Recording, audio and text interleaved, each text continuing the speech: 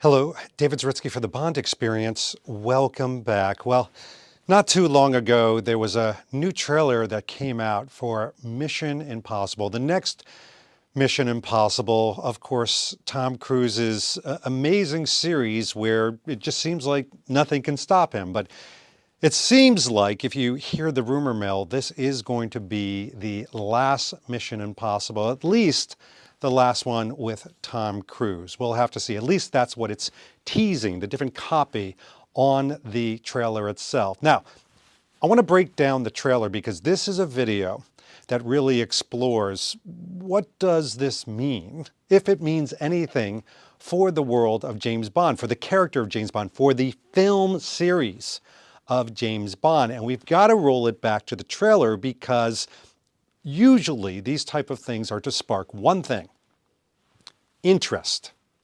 And that interest comes from emotion. I mean, the very reason why a trailer starts out with boom, boom, boom, boom, boom. Even Bond trailers have started out like that, this big, heavy bass with these big pauses, dramatic pauses, so the brain can kind of drink it in. And this washing of imagery, like the Mission Impossible film trailers do, as the Bond trailers do, is really to give your synapse a little time to fire and then calm down. Fire and then calm down. And that brings you into the trailer. And I know, David, I didn't know this was going to be a physics lesson. I didn't know this was going to be about biology and science. It's not. This is just kind of the predatory thing that we all go through when we watch something exciting. And then, of course, we hearken it back to nostalgia, meaning the last Mission Impossible films that we've seen, that we all became involved with, passionate about, we enjoyed it. All of those things come together in a giant egg roll that makes us start to do something. And that's why I'm starting this video, because when the trailer came out for the last Mission Impossible, guess what happened? Ding, ding, ding, ding, ding. My phone started to go off. I got things from Luke and Kyle and Lorenzo and Joe and Ray, and just everybody started pinging me going, have you seen it? Have you seen the Mission Impossible trailer? They were all excited. You know, there's this sort of flocking that goes on like birds, like raptors, where we all get together and we start to swarm and crowd. And that's exactly what Tom Cruise and the producers and the movie makers of Mission Impossible wanted. They wanted this groundswell of people to get excited and start sharing it. The other part that I saw soon after somebody sent me the link, and many people sent me the link, was, see, they got their act together. See, they're doing a film. And it's this comparison, of course it is, to James Bond. Now, I think this whole idea of comparing James Bond to other spy series goes way back. This is not something new. All right, we didn't invent this in 2024. We didn't even invent this in 2028 when 2008, I'm not editing that, too much work. When Quantum of Solace came out and everybody started to say, oh my gosh, it's shot just like the Bourne movies. It's shot like the Bourne, who did it better? Who could beat who in a fight, Jason Bourne or James Bond? There's always been comparisons, but they go back before that. Like, oh, I don't know, the 60s when the films first came out, and there were all these Me Too's, if you will, that tried to copy James Bond or get into the spy genre themselves, and some did a very adequate job.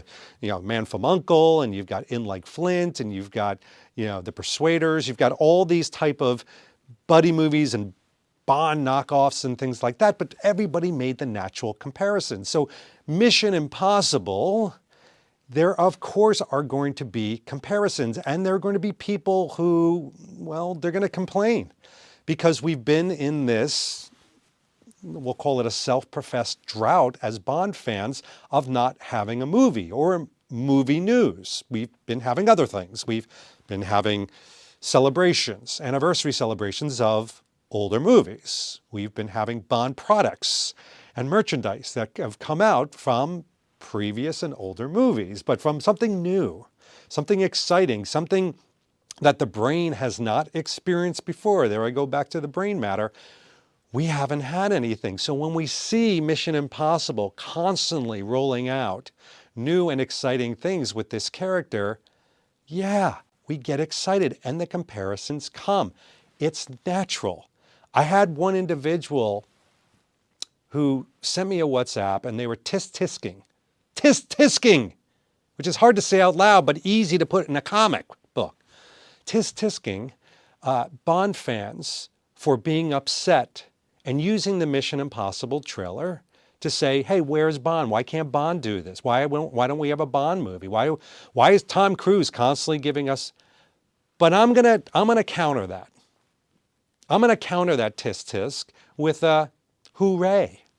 Meaning the fact that people are craving Bond, even after seeing a Mission Impossible trailer or, complaining about it, means that they are passionate about it. Let me explain something to you, for those of you in the cheap seats at home.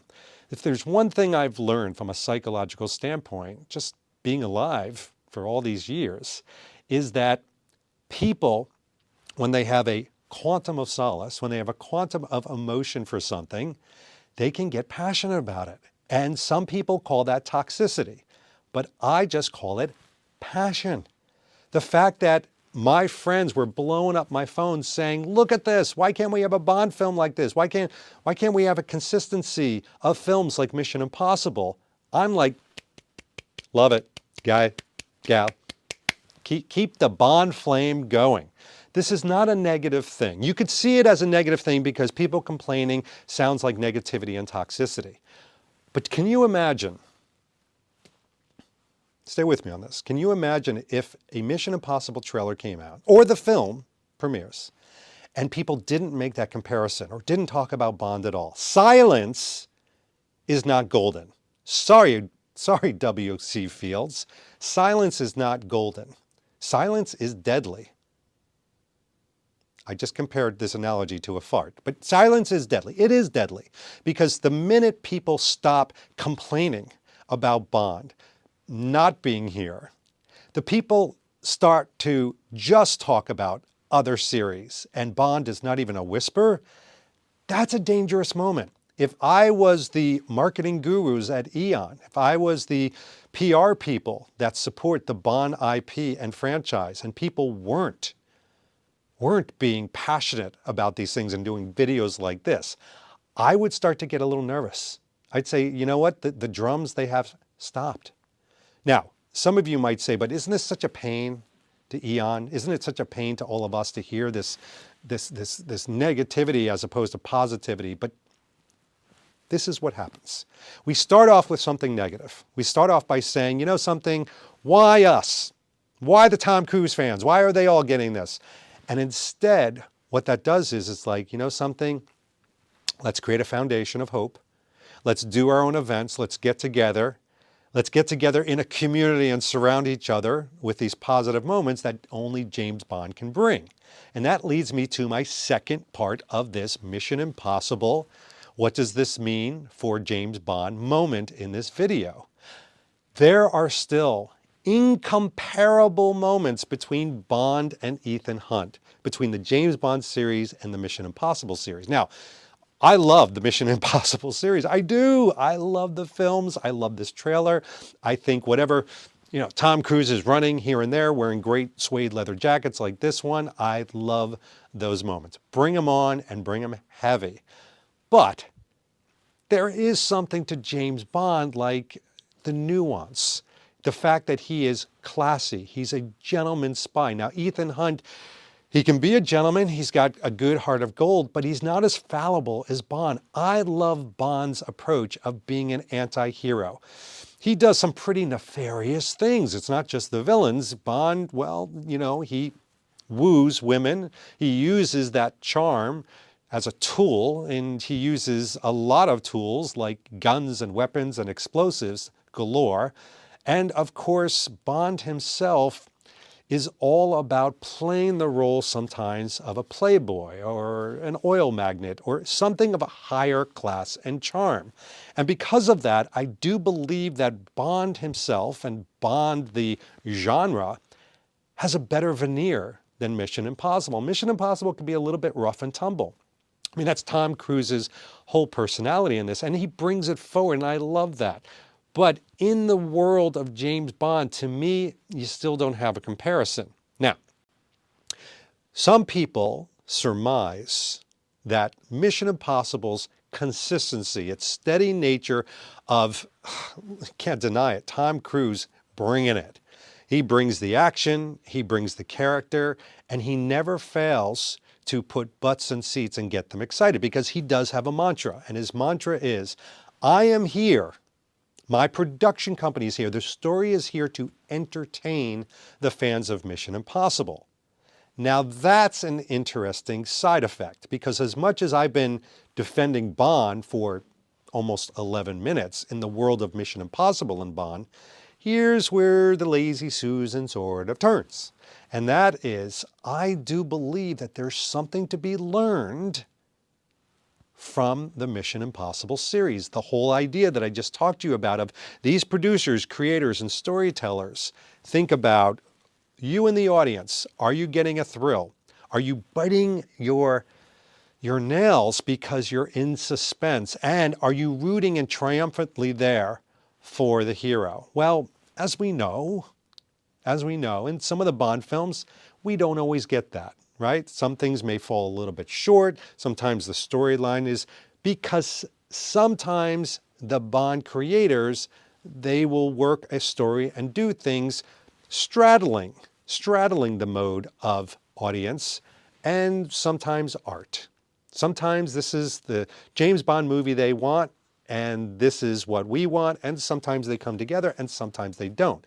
With Mission Impossible, it never fails to entertain because they know what makes us tick. Now, if we were to move that whole idea over to the world of James Bond, can you imagine the deliverable and output that we would receive? So, what does it all mean? We need to break this down because we talked about a lot of different things. We talked about the characters, we've talked about the storyline, we've talked about the comparison between Bond and Mission Impossible. But one thing we've got to really focus on that we didn't talk about, although I said the word consistency quite a few times, is Tom Cruise himself. He is a huge integer on what makes the Mission Impossible movies work. Yes, it's the cadence and the action and the direction and the locations, but you could say that about James Bond. What brings this unique value proposition, this unique selling proposition as an audience or prospect to sit in that seat is Tom Cruise. It's Ethan Hunt. It's his portrayal of the character. It's the fact that in his 60s, the man is an unstoppable machine. Now, we could poke and jab at his personal life and political proclivities and what he follows and what he doesn't. He's amazing to watch. He's a great character. I love him in every film that he's in. You probably do too, but especially the Mission Impossible films. And because of that, we want to follow his journey and trail as an actor and as a character, Ethan Hunt, because they are become synonymous. Unfortunately, in the world of James Bond, we get sort of Love Boat guest stars when it comes to James Bond, right? We had Sean Connery, the template. So the next person in line, they weren't going to kind of get to that echelon, that pinnacle that Sean Connery did, and they didn't. But we've had these different actors, including the last one, Daniel Craig, who I think all of them did a very admirable, great job, but they don't drive the consistency of a Tom Cruise and an Ethan Hunt bringing that together. So now, what are we doing out there? We're looking for a new James Bond. We've already found our Ethan Hunt.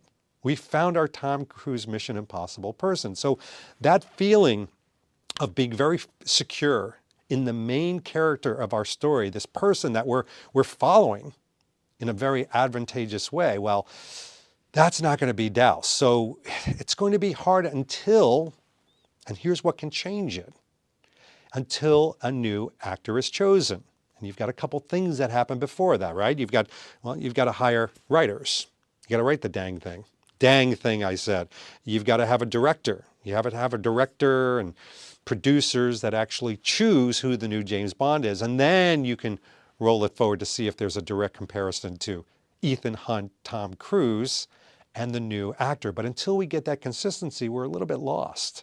So we will keep getting excited about Mission Impossible because of that consistency of character, actor, and journey. And a little hard pressed to find the Bond ones unless we push everything into holding on to what we love dearest about James Bond, then Mission Impossible aren't always going to win the Passion Award. Not that there is a Passion Award, but there you have it. So, in the end, I do think that the Mission Impossible consistency, actor, film, the fact that we can get excited about it, sure, it's a punch in the gut to all of us craving for Bond. But that punch in the gut, like a real punch in the gut, does one thing. It creates adrenaline. It creates excitement. It creates passion. So for those of you out there who saw the Mission Impossible trailer and the film coming and they decided to look at their Bond gear, their love, their excitement, and their friends and get upset, good. Get upset. Stay passionate. Stay passionate. Don't get toxic. That fine line. But get passionate, because when Bond does come along and Bond will return, you're going to need that. You're going to need that fuel source of James Bond to amp it up and to get that excitement going, that craving that we all have when we see the Mission Impossibles and all these other films that entertain us, the triumphant ones. Oh, that's what it could be. And we're going to dial it up and our heads are going to explode because we'll have a new James Bond film. I am secure in the knowledge. For those of you saying that we won't, we will. So get that fuel gauge going, get the excitement, get passionate, and you know what? Go see Mission Impossible. I will. I'll probably be there opening night, watching it, suede jacket, running like Tom Cruise and getting excited, but also thinking, oh man, can you imagine what we're going to feel like when the new James Bond film premieres? That's where my head will be. Anyway, just wanted to share that to you, a little bit of what does Mission Impossible mean for James Bond?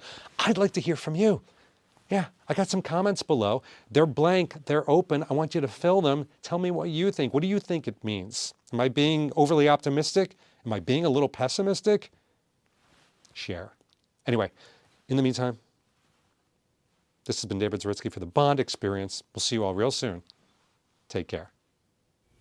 Thanks for watching this episode. If you want to be up on the latest from the Bond Experience, just click on this subscribe and subscribe to our channel. You're going to get all the latest and greatest information, plus some exclusive content. And by the way, speaking of content, here's something especially for you, just because we know you. Talk to you soon.